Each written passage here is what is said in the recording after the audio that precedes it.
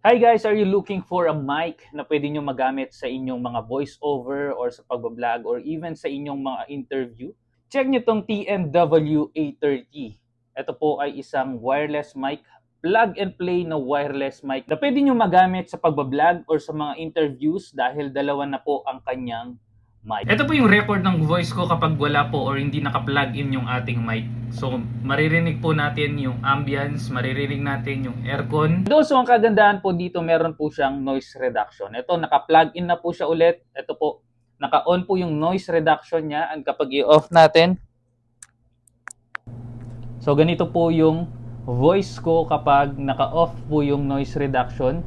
So may maririnig pa rin tayong mga noise, may maririnig pa rin tayong mga ambient noise. Pero kapag in-on natin yan, so ganito na po yung ating voice. So sa mga naghahanap ng wireless mic na budget friendly, at the same time, sobrang ganda na at magagamit na natin sa ating pag-vlog, pag-affiliate or pagre-record, pwede na po nating i-check out ang ating TNW A30 na available po dyan sa ating Yellow Basket.